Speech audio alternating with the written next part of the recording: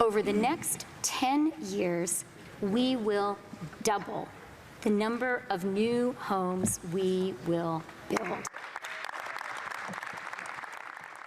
There's no silver bullet to solving Canada's housing crisis, but Finance Minister Chrystia Freeland is confident the 2022 federal budget will pump the supply side while expanding tools already in place aimed at helping home buyers. The housing plan is very intentionally, overwhelmingly focused on supply side measures.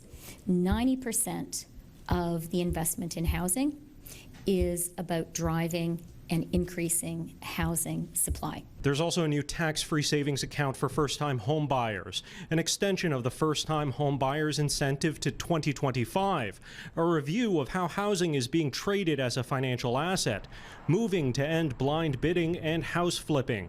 Starting next year, revenue off homes sold within 12 months of purchase will be taxable as business income, unless you can prove the sale was motivated by a major life event like divorce, death, or the birth of a child. What I say in the budget, and what I absolutely believe, is this is the most ambitious housing plan to tackle supply any Canadian government has ever put forward. And it's also just a first step. What's more, the deficit is lower than projected, $52.8 billion. Still a hefty overspend, but with a path to coming down to $8.4 billion by 2026. This was probably a smaller spending budget than people would have thought. I think, after we heard, wrapped our heads around the nature of the NDP Liberal agreement, I think people thought there'd be much more deficit finance in this budget. Instead, what we see is, a deficit track that's actually even is better, in terms of a greater reduction in deficits, smaller deficits over the medium term. This budget is about having people's backs. That's what we've been doing for the past few years. We're going to continue doing this. Special focuses on investing in housing to make sure that housing is more affordable, growing the green economy, and helping families with the cost of living. But there's little in the way of direct relief for the rising cost of living.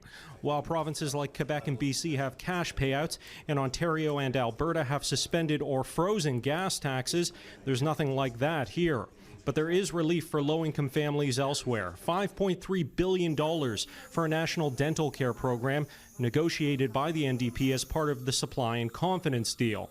The plan is for dental care to be free this year for kids under 12 from families earning less than $90,000, with no copay for families earning under $70K a year.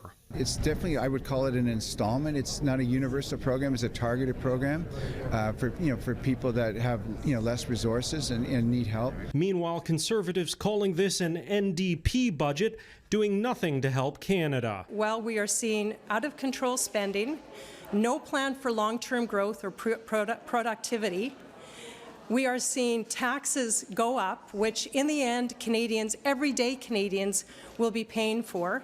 And we're seeing a housing program announced, as in typical Liberal fashion, that will actually result in not one house built or one house purchased this year. But there's little to no chance the budget will fail. The New Dems have essentially everything they negotiated for in their agreement with the LIBS, meaning this new deal has passed its first hurdle.